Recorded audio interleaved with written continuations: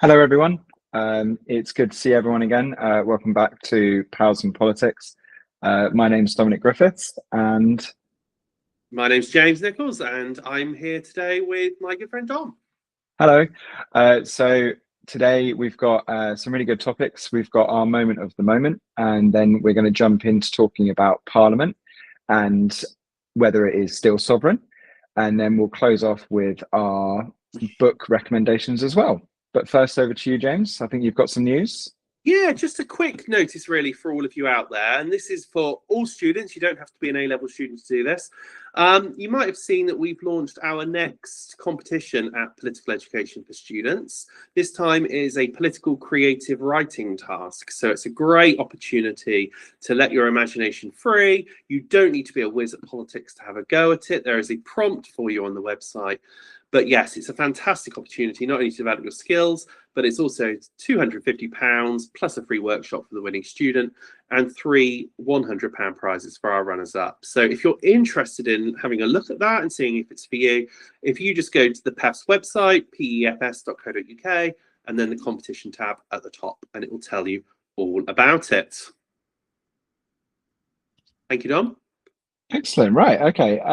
Let's jump right into it then. Let's go to a moment of the moment. Yeah, and I believe you're starting this week. Right. Okay. So as you can see on the screen, is that I picked obviously in my opinion, the biggest moment that there possibly could be, which is the Gaza peace ceasefire treaty deal, whatever you want to call it. Seems to be progressing forward, and I chose the Time cover. The reason I chose it was because I felt it summed up what Donald Trump had managed to do, but also because you may have seen that he's quite annoyed by the cover. It's not the most flattering of pictures, and I have no idea if Time chose it deliberately, but in true Donald Trump fashion, he has popped off on social media talking about how he thinks the cover is the worst cover of all time. But what I wanted to draw your attention to was obviously the monumental moment of a peace treaty slash deal slash ceasefire. Not really too sure what we're calling it at the moment because we don't know how long, hopefully, it does last a long time, how long it would last for. But there's progress on both sides. Hostages have been released, and it is mostly down to the US and Israel striking a deal. There's lots of reasons as to why it happened behind the scenes. I read now that there is discussion that we, as in the UK, played a not insignificant part in getting it across the line, but that's been a little bit disputed, but I don't really want to focus on that. What I'm focusing on is Trump, and that where the American president really excels, I'm talking about the president in general here rather than specifically Trump, is when you're struggling at home, which Trump is in terms of the US shutdown at the moment, is that they focus on abroad. And that's where they can really push their power, is they can push their power through American exceptionalism, through their influence in the power structures of the world. And this is an element that Donald Trump has used to his advantage, as he likes to say repeatedly and did to the Knesset, can never pronounce it, the Israeli parliament. He likes to make deals, and that is what he's done. And that is something that US presidents do on foreign affairs very often. Yeah, I think really what you're saying there is really interesting, because I think this is a perfect reflection of what the origins of the Constitution was meant to all be about. That the president is the commander in chief, the president is the head of state, the president deals with international affairs, and the Congress looks after its constituents at home. And I think that's why the American president can really excel in these circumstances, as well as obviously American power. But I think it's just a really interesting reflection on the origins of the Constitution as well. I don't know what you think. Yeah, definitely. It's deliberately vague, obviously, because they didn't know how the president would get on, essentially, and they wanted a constrained president. And it's kind of an example of where the Constitution is, we use this term quite a bit, the Constitution is silent on what the president can and can't do on certain things. And one thing it's very silent on is informal foreign powers. It talks about the Senate ratifying treaties and things like that. But in terms of what the president can do, specifically in interacting with other countries, it doesn't really talk about it. And do you think, I mean, obviously this has been a hotly disputed question, do you think he was robbed of the Peace Prize? Okay, look, he really wants the Peace Prize. I can't help but bait you. No, he really wants the Peace Prize, doesn't he? And part of the reason is, he freely admits, is because Obama got it. And I'll be frank, Obama got it for a lot less than the reason why Trump didn't get it. Obama, in his autobiography, said, "I don't really know why I got it." But I know the Venezuelan opposition leader, well deserved as she was to receive it. If the peace deal had happened a month ago, then that might have swayed it. But they'd made their decision the week it was happening. So maybe next year, Donald. Maybe next year. Maybe next year. I mean, I indicated my views on Obama's foreign policy last week, which maybe I shouldn't have done. But I do maintain, if this had been Obama, it would, no doubt he would have got it for this. And I'm not saying that makes me a fan of Trump, but I can't think of another US president in recent history that could have done this.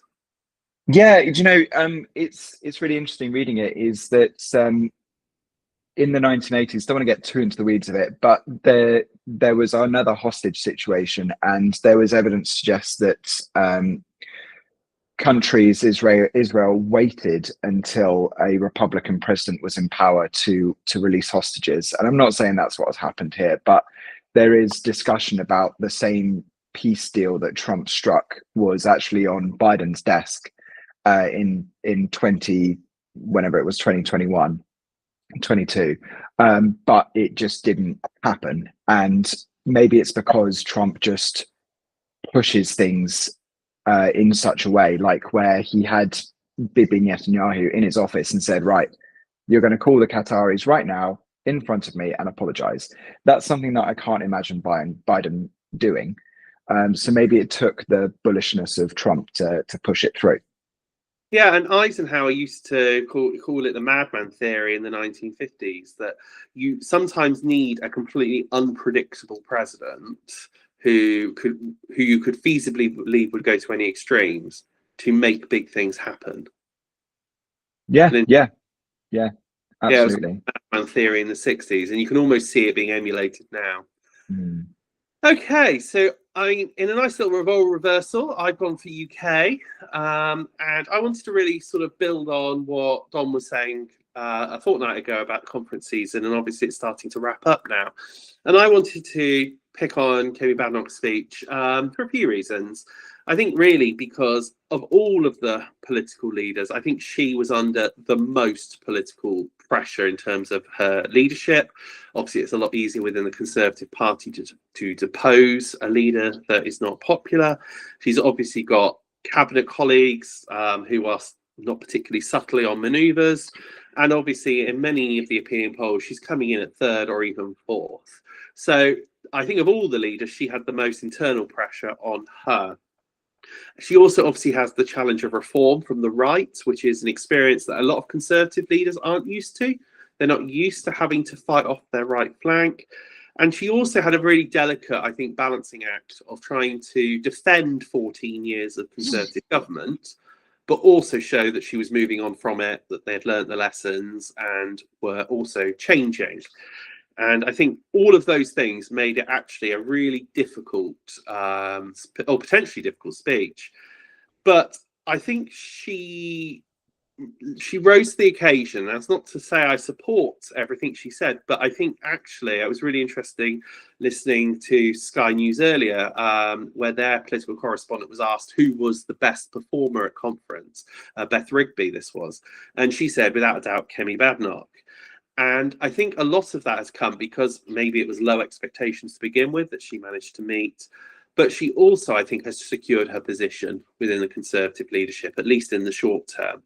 And I think she did a couple of really interesting things. I think that whereas, as you said last week, Dom, Keir Starmer didn't really acknowledge reform, she acknowledged them, but by lumping them in with everyone else. She managed to, I think, weave a tight thread there, where she acknowledged their polling, but then criticised them for being just like all the other parties in terms of welfare spending. And it's really interesting to look at Nigel Farage supposedly starting to roll back on some of his tax cut commitments in response to this. I think as well, she managed to keep it very much to an economic message. I think she's naturally most comfortable when it comes to cultural issues, but actually she managed to come across as a economic conservative, her new golden fiscal rules, for example. And I think she neatly tied in, obviously, what would have been Margaret Thatcher's 100th birthday with policies related to Thatcherism. And I think she really has managed to try and capitalize on that since. So you saw in PMQs this week that she really pressed home the position on China and the Chinese spy case. She's already going very heavily on the budget that's coming up at the end of November. So I think she had a lot of pressure put on her. I think she has done well. I've spoken to many people who were at the conference who actually had left with a higher opinion of her than they went in. I don't know what the starting and end point of those opinions are, but she clearly achieved the short-term objectives. And many Conservatives that I've spoken to feel that he rose to the occasion. I don't know what you think, Dom, after you've obviously watching conference season as well. I don't know what your thoughts of Kemi's performance were. Yeah, the problem is, I think it was a good speech. I think it was the best speech that she could have given. I think that given that it was Thatcher's 100th birthday in the same week as well, it was she was always going to mention something like that. My friends who were at conference said that it was a little bit concerning just how much Thatcher stuff there was at conference, given that, you know, most of the voters these days have a very distant memory of Thatcher. And if you want to lower the average voting age of a Conservative, perhaps you need to reach wider than that particular leader. Her policies were eye-catching. The abolition of stamp duty tax. I have already seen some discussion, though, of if this was her best moment, because as leader of the opposition, you're not in government, you're not, the only time you're really going to get notices at PMQs, and even then that's maybe the first or sometimes, unfortunately, the second line on ITV or Channel 4 News in the evening. This was her big moment, and she definitely had it, but how quickly does the media move on from it? And if she can't recapture interest through this speech, where does she go from here? Particularly with the May elections coming. I think you're absolutely right. And I think there are a couple of points off of that. I think, one, this was always designed, I think, to be a short-term, release the pressure, establish her authority, rather than necessarily the plan for the next 4 years. And you're absolutely right about moments move on. And Keir Starmer's speech, which he felt, and a lot of Labour MPs and supporters felt went quite well, that feels a distant memory ago already, 1 week into parliamentary questions again. So, yeah, you're absolutely right. And I think for her, though, I mean, obviously I don't know her, I don't know what's going through her mind, but I think in terms of the short-term politics, it secured her position. It's bought her some more.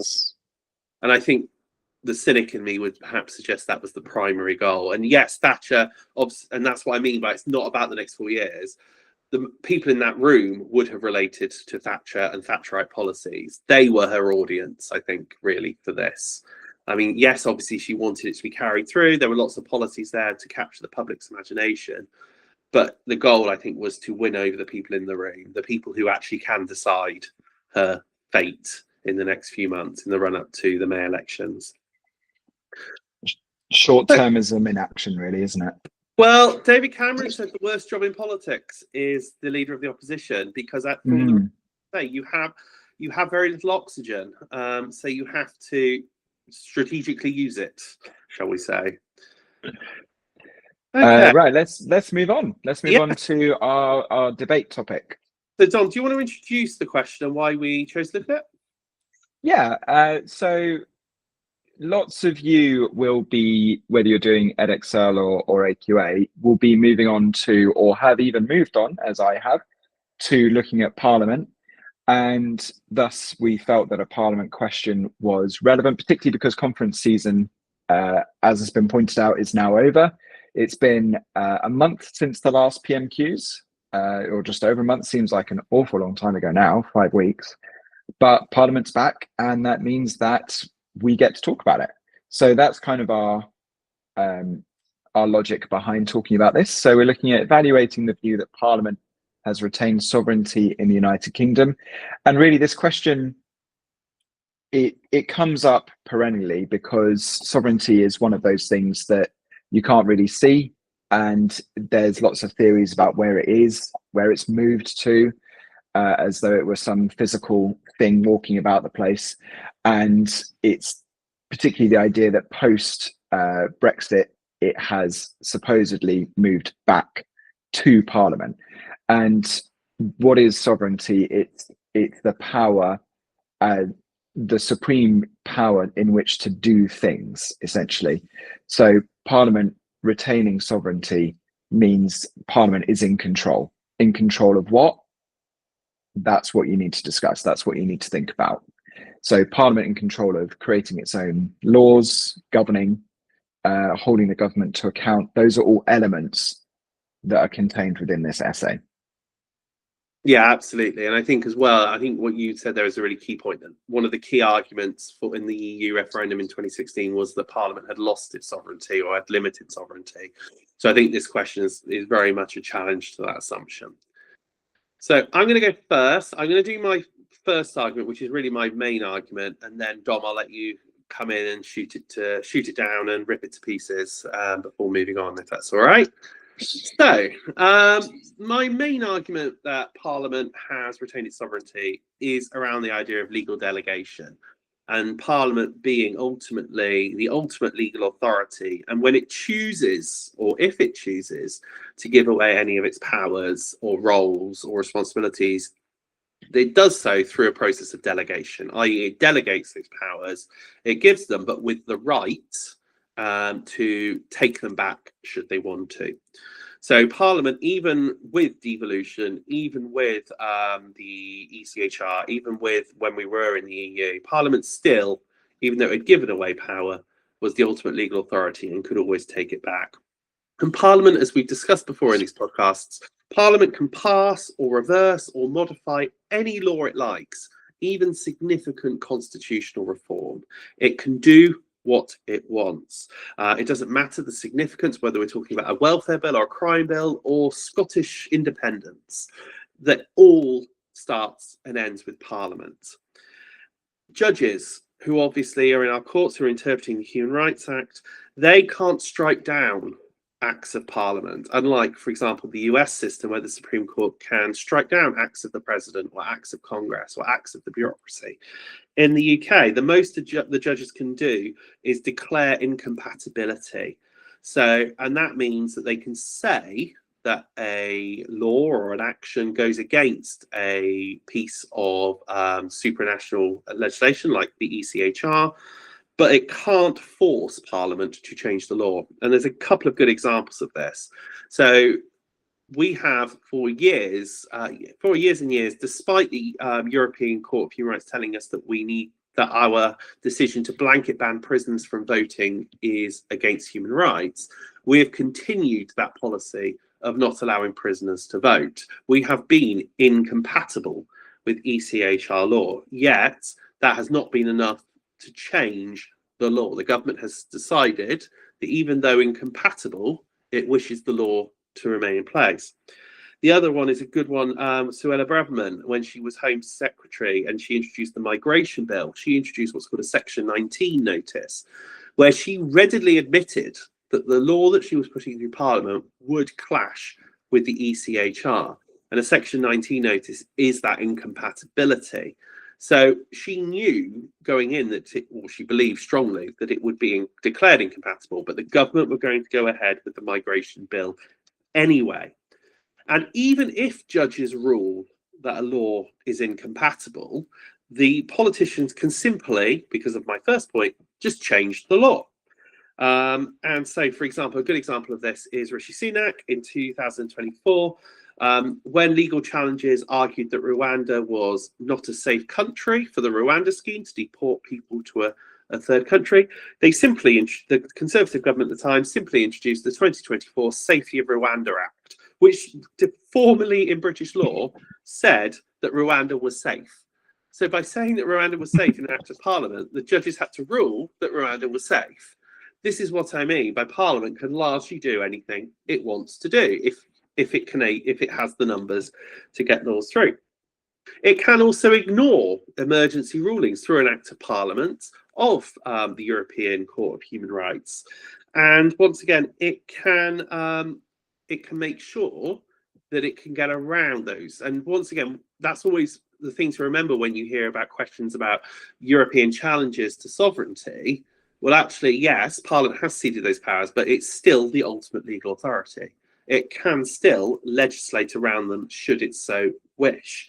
It just has to be prepared for the legal challenges and the consequences of those legal challenges that come through. Also, you've got, and I'm sure Dom's going to talk a lot about devolution, and I'm just assuming there, Dom, sorry. I'm sure Dom's going to talk a lot about devolution, but it's also important to remember that the Westminster Parliament, even with huge devolution, particularly to Scotland, and increasingly so to Wales, Northern Ireland as well, but you still have reserved powers that Westminster has. So Westminster still has powers over the Constitution. It still has power over foreign policy. It still has power over defence. That's why, for example, despite them being very unhappy about it, Scotland has no choice but to house the nuclear submarines as part of our Trident nuclear deterrent in Scotland. It's why Scotland had no choice but to come out of the European Union as an act of foreign policy, because that was the vote of the Westminster Parliament. And once again, why Scotland, when it wants to become independent, has to get the permission of Parliament to do those things, because Parliament's reserved powers are still the ultimate legal authority in those policy areas. And once again, on devolution, yes, they do have increasing powers. Yes, they rule over vast areas of policy in Scotland, Wales, and thankfully now in Northern Ireland as well. But Westminster can set up and it can dissolve those authorities. That's the legal delegation. That's the ultimate legal authority. And we saw this in Northern Ireland, where when power share, and I fully appreciate Dom's, I'm sure going to come back at me, the Northern Ireland is slightly different to Scotland and Wales, but Westminster still has the power to shut down and reopen devolved authorities. And that means that Parliament still is that ultimate legal authority.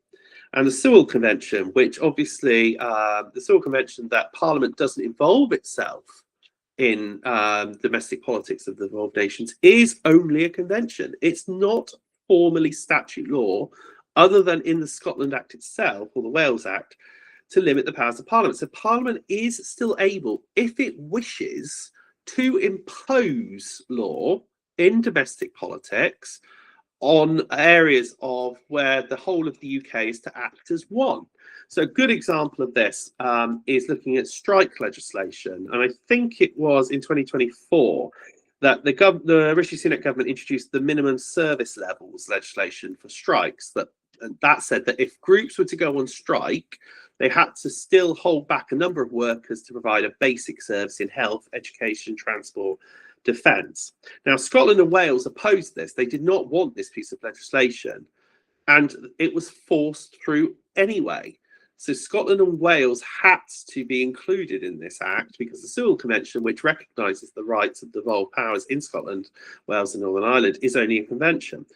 Now, I think it's really interesting, and I'm sure Dom will come back at me, that the Labour government has started the process of reversing that strike law legislation. But the fact that Parliament was able to do it in the first place shows that even in domestic policy, which I'm sure Dom's going to argue shows that devolution has limited sovereignty, that Parliament, if it wishes to, still can interfere in domestic politics to impose a whole UK approach. I think you've also got the fact that where there are numerous other examples of where Westminster has involved itself in the devolved authorities. Now, this doesn't mean it wasn't controversial or it wasn't challenged, but for example, the Supreme Court ruled in 2022 that the consent of Parliament was needed for a referendum, that Scotland couldn't just have a referendum, even one on expressions of interest.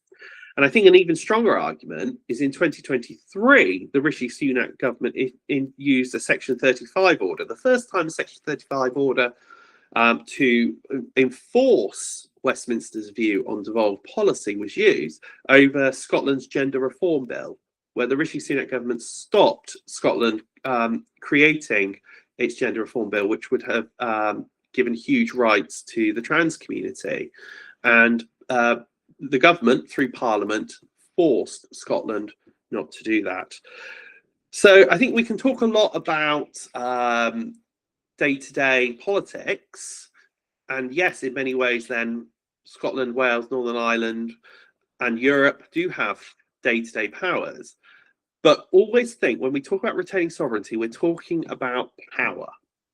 And that ultimate legal authority, that ultimate legal power does reside still with Parliament. So, Dom, that's the sort of main bulk, the thrust of my argument. Before I go on to the sort of smaller arguments, do you want to say anything? Oh, lots.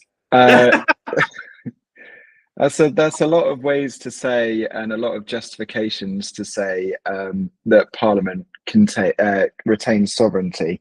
Let's break it down a little bit. So you mentioned, for example, the big one that I was going to talk about was devolution.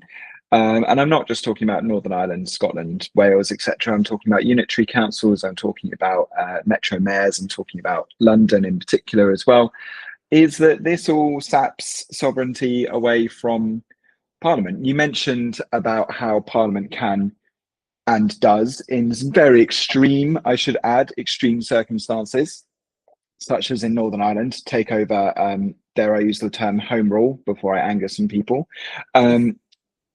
They do take away power, but only in specific circumstances. They don't want to take that power back, and they don't want to rule over somewhere like Northern Ireland. And when they do, they try very hard to make sure that the power sharing agreement goes back. And there is a specific reason for that, and that is because they're working on something called the Good Friday Agreement, which definitely did take away parliamentary sovereignty by setting up the devolved assemblies in the first place. But in addition, you mentioned that Parliament, in theory, can take these powers back. And I've had friends that have said, you know, Scotland should come back to the fold, so to speak, and be ruled centrally by Westminster. But in reality, that's never going to happen, ever.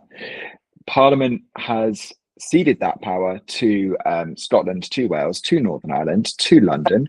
They're not going to change their minds on that. A Parliament can come along and go, we think it's a bad idea, but they're not going to vote and say, we're going to bring devolution back in-house, because the ramifications would be so massive. What party is really going to, A, win a national election on rescinding power from the regions, and then carry it out with enough of a majority in which to do so? They're not going to do it. And yes, in theory, they could do it, but political reality is such that they would not be able to do it. You mentioned about the Supreme Court. That's my next spot as well, is that, again, Parliament had the Law Lords. It had the equivalent of the Supreme Court in its house, in the House of Lords, and it moved it out. It said that we shouldn't have this particular power in Parliament. We need to move it out. We need to push it away from us, because they recognized that there was conflicts of interest. There was a fusion of powers that was making it difficult for laws to be properly checked by an external body. So they created this check upon themselves in the Supreme Court. And that means that they recognized that their sovereignty needed to be checked. You mentioned that it's obviously the Supreme Court being the highest court of appeals, it's an appeals court. Yes, it is. But that doesn't mean that they can't control Parliament. They've done it multiple times. You think about something like defining parliamentary privilege. They established that expenses doesn't come under parliamentary privilege and managed to control all of the MPs in Parliament.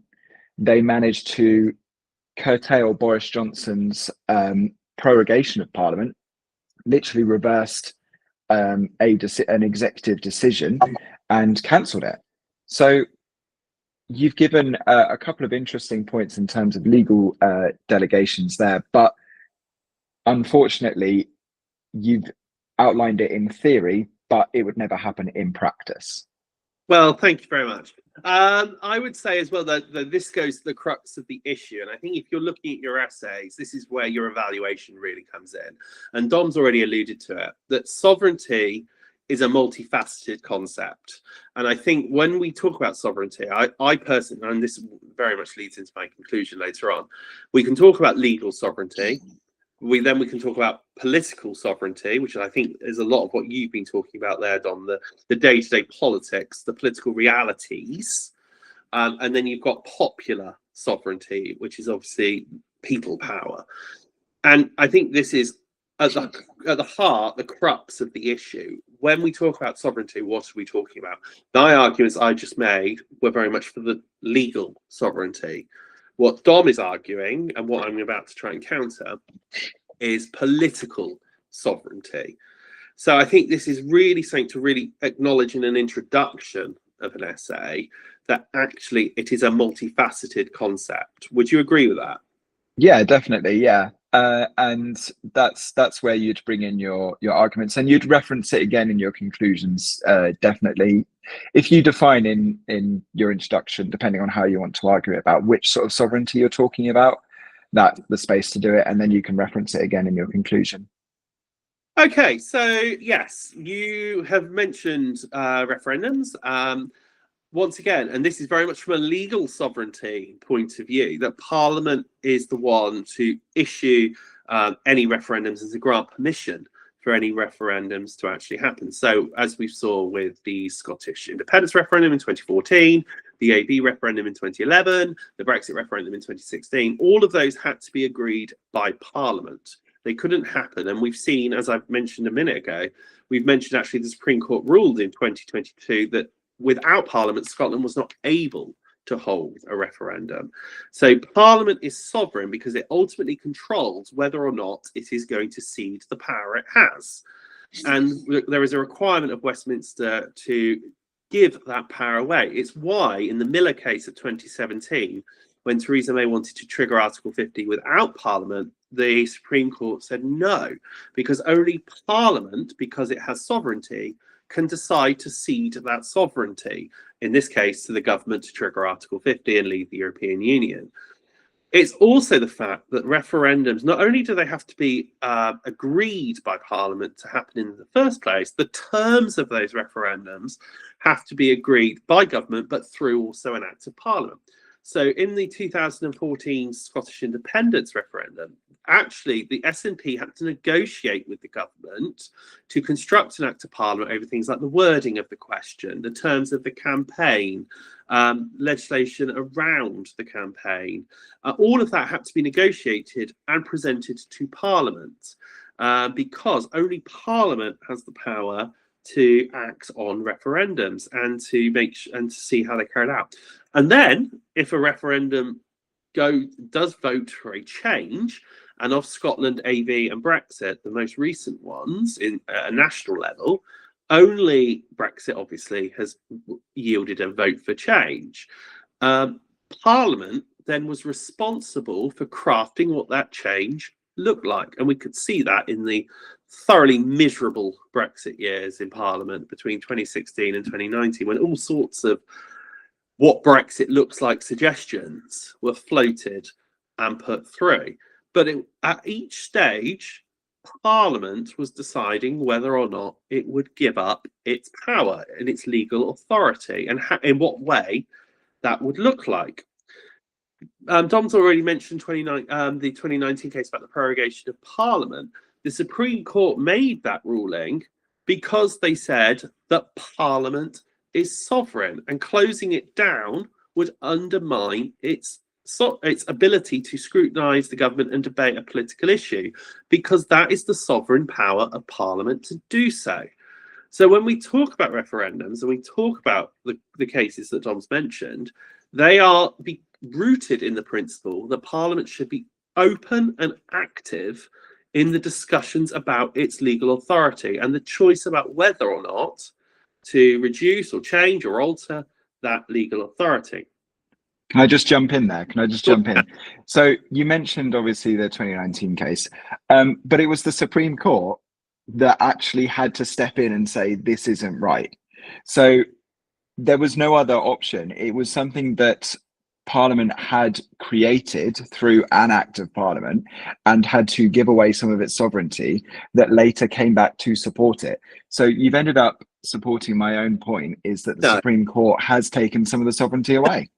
No, I would argue it was the government that tried to take the sovereignty of Parliament away. And I can appreciate, obviously, the government comes from Parliament, but it was the government's decision to shut down Parliament, which was the limitation of its sovereignty. It was the government, I would argue, that got that case to the Supreme Court and ruled in defence of Parliament. And actually, I found it deeply ironic that a campaign which voted to leave the European Union to give Parliament more power, then to shut down the discussions of what that might look like was, I thought, ironic. But I would argue it was the government's actions, not Parliament's. And in many ways, we often talk about government and Parliament quite interchangeably. But I think in 2019, this is a good example of where actually there was a clear demarcation and where the court stepped in to preserve the right of Parliament against a government action that sought to limit its power without its authority to do so. I would also like to talk about referendums. Okay. Because referendums have introduced a separate popular sovereignty, as you mentioned, taking actions and decisions away from Parliament. Parliament has ceded its ability to make difficult decisions and said, you know what, this is hard, let's ask the public what they want to do instead. And again, you've pointed to the miserable Brexit years. Yeah, and there's a reason why they really struggled with it, is because that particular Parliament didn't understand or want to face some of the realities that the public had asked for something that they didn't particularly want. And that kind of proves that all of the ructions, the multiple elections, the loss of prime ministers, the minority governments, all came about because sovereignty had gone from Parliament to the people, and then Parliament was struggling with the ramifications, the consequences of that. So what's happened there is that Parliament gave a bit of sovereignty to the people, and then the people chose something that Parliament struggled with, but they couldn't say no, because again, it's one of those where technically they could have, but the political reality, the political weight of such a thing was that they couldn't, much like reversing devolution, they couldn't go back and say to the people, look, you voted for Brexit, but we don't really want to do that, so we're not going to do it. Feasibly, that just wouldn't have happened. So if they can't make genuine decisions like reversing devolution, like saying no to a particular referendum, they don't have sovereignty, do they? Well, I think there are political factors at play in that. I think, as you say, there was obviously no majority. There was no clear sense of what Brexit was as a framework. And I would also say as well that you've got the fact that you had the contradiction of the fact that actually, what was it, 600 MPs voted for the referendum in the first place, and then were seen to not be supporting the idea of Brexit in the end. I think where it shows that actually sovereignty was kept was it didn't vote or didn't allow a second referendum, because ultimately I think what it recognised that actually giving popular, and this is an argument when you do referendums, the problem with referendums, and Margaret Thatcher was famously against referendums for this very reason. But ultimately, Parliament still, despite being bumpy, kept control of that process. It might not have been particularly edifying, it might not have been easy, but Parliament reached the conclusion to that question, but it did so through a majority. And we've talked many times, haven't we, about the need for a majority. But Parliament did decide what leaving the European Union looks like. The problem it had in those early Brexit years was it didn't have the composition around a government policy and a government interpretation of what Brexit looked like. I would say that's not a problem with parliamentary sovereignty. That's a problem with political policies. Funny how it comes back to that. Again, it's one of those where we're at odds in terms of what sovereignty we're referring to, and that's obviously what you'd bring in terms of your essays. There is a reason why there hasn't been another referendum since the Brexit referendum. You know, we had one in 2011, we had another Wales one, we had the Scottish one, and then we had the Brexit one, and then, you know, crickets ever since. Yeah, absolutely. And I think, once again, it is a case of prime ministers generally need to know they can win it before they go for it. David Cameron, I strongly believe, went for the Brexit referendum because he thought he could win it. I think it was very short-sighted, but ultimately, you're absolutely right. This is about the different types of sovereignty. The demand, he had to go for it because the popular sovereignty, you could argue, or he certainly argued, had bubbled up to a point where it needed to be addressed.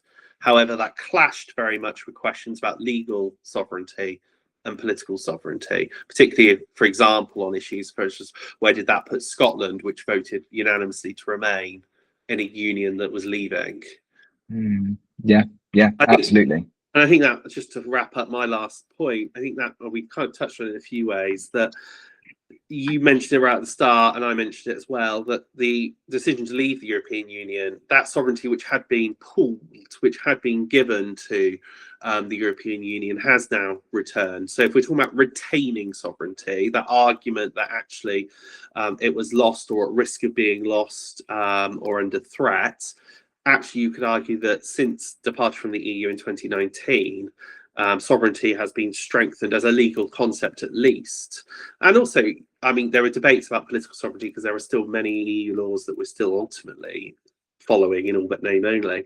But legally, the concept of legal power has returned to government.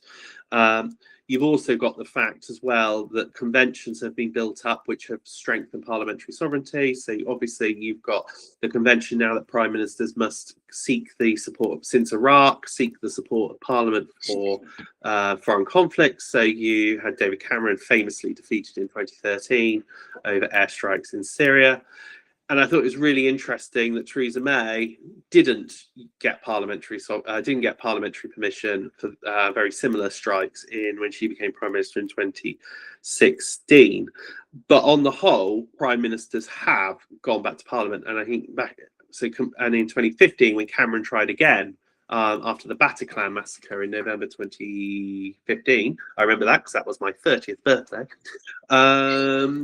He did get that approval. So once again, it's that what concept of sovereignty? You've got the same issue 2 years apart. In 1 year, Parliament says no. The next year, Parliament says yes. Actually, what's changed is an election, the composition of the House, and the political environment. So that's where political sovereignty can influence legal sovereignty.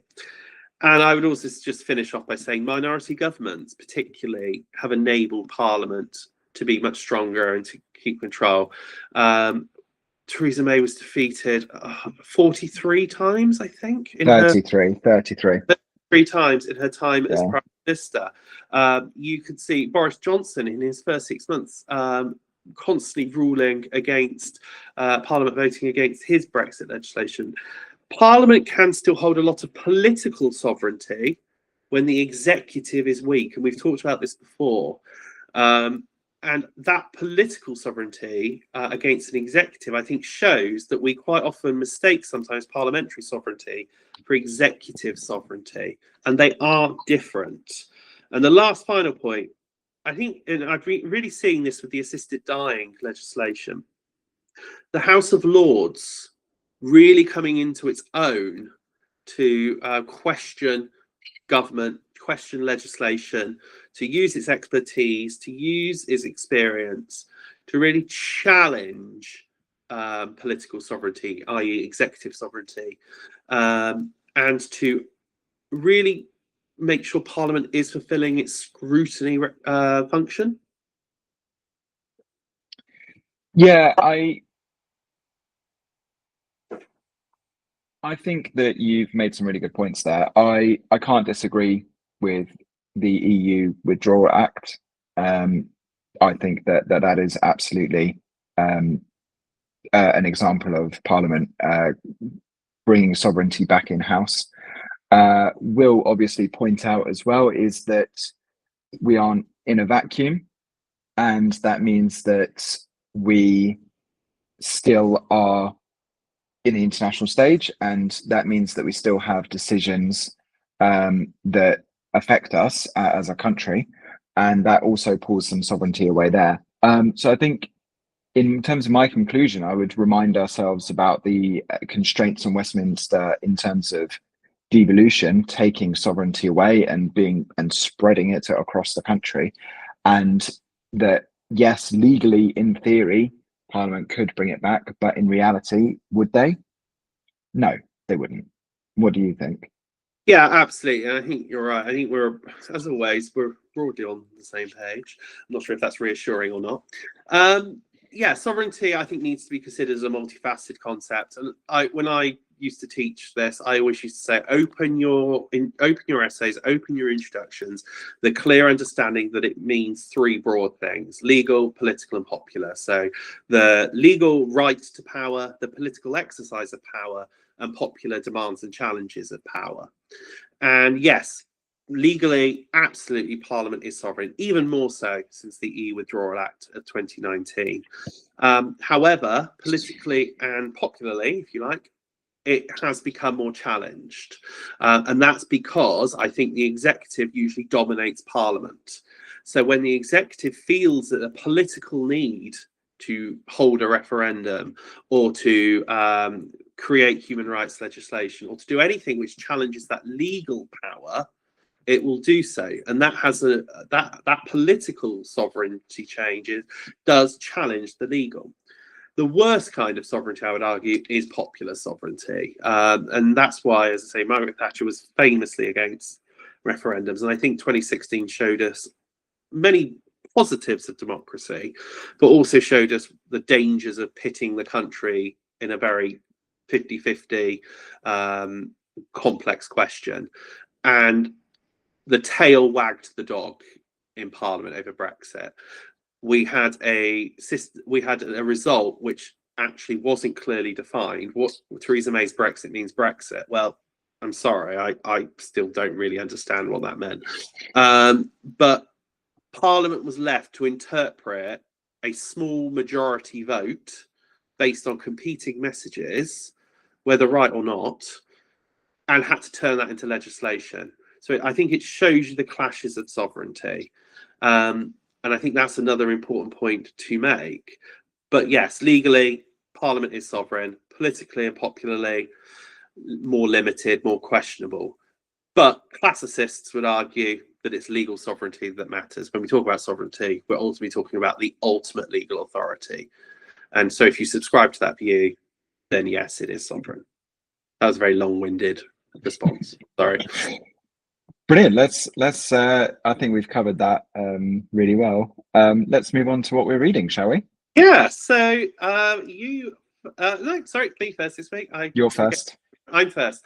I'm really loving this book. I've had it on the bookshelf for about 6 months when it came out earlier this year, but I've only just finally got around to reading it. It's called Fight: Inside the Wildest Battle for the White House. It's by two journalists, I think the Washington Post, on the 2024 US election. And it looks, I think there's three broad themes to it. There's the issues around Biden and the Democratic ticket, and obviously Kamala Harris coming in. There is the Trump campaign, and then there is the context of the issues at hand. And I put a couple of quotes, I'm not going to read them all, but what I found really interesting was, and I kind of got a sense of it, but I didn't realize how deep it was, just how much people did not, within the Democratic Party, just how much skepticism there was about Biden running in the first place. And at the opening line there, Biden should never have sought re-election. And the fact that Harris was, according to this book, much more underrated than perhaps came across. And I remember when when Biden came out for Harris after he stood down, it took Obama a few days, and unlike Clinton, who had immediately endorsed her, it took Obama a few days to come on side. And it turns out in this book that he was having meetings with the governors of Michigan, with Pennsylvania and California, to have conversations about them potentially trying to run. So I think I didn't really appreciate till I read this just how much hesitation there was about Biden running from the beginning, and then obviously exacerbated by his debate performance within the Democratic Party. And the other thing, it talks about the Trump campaign, but I think the really interesting part of the book I read was actually his response to his assassination attempt in July 2024, and fight, and just how that was utilized to invigorate his campaign. And the book says that it spoke to insiders within the Trump administration who said that Trump had apparently said afterwards that he believed he would have won, but it would have been a little bit closer if he hadn't have had that incident. And I can see that because it did reverberate around the world. I was in the Caribbean on a beach resort miles from anywhere when that assassination attempt happened, and it made it to the beach. No other news did. But it went global, and it gave him a chance to frame his campaign. And that fight image certainly is a resounding image. And I think the book makes a very good point about contrasting that sense. Despite the fact they're only a couple of years of age apart, that fight image and message was a strong counteract to that perhaps performance of Biden at the debate, and being seen to not really be sure of his footing and where he was going. So it's a really, really good inside account of the 2024 election, and some of the personalities and personality politics that were behind it. Have you read it, Dom? No, it's one of the ones on my list. That and 107 Days by Kamala Harris as well, because I do love a good post-mortem of US elections. So I'll check that out. It's really worth a read. It's a very human story, very easy to read. I seem to like at the moment books written by journalists. It seems to be a phase I'm going through. Okay, over to you. Okay, so this is The Technology Trap, and it's written by Carl Frey, and it's all about the Industrial Revolution and the fourth Industrial Revolution that we're in, which is known as the Information Age. This was actually written prior to the AI explosion. So this was written in 2019. And it's looking at when technological advances happen, whether it's stuff like the plow or enclosure, through to the steam engine, through to computers, what are the consequences of that? And it essentially, it's really interesting. I've picked out quite a couple of key quotes just to sort of summarize the book. Throughout history, new technologies have often been resisted from those livelihoods who they've threatened. And can you see that today when it comes to AI, and what the impact is of that on politics as well? And then it took 3 generations before workers saw real wage gains in the Industrial Revolution. And then the way societies manage these disruptions determine whether innovation translates to broad prosperity or entrenched inequality. And that one is really interesting because you might have seen some rumbles of the AI bubble recently in the news. And AI is in this very strange place where companies are just plowing money into AI, but are they actually seeing the gains? And there's certain people like Sam Altman and Elon Musk and others that are becoming extremely wealthy off the back of it. But are they fundamentally changing things? Are they introducing innovation, or is it just something that creates funny videos? And it's a great read.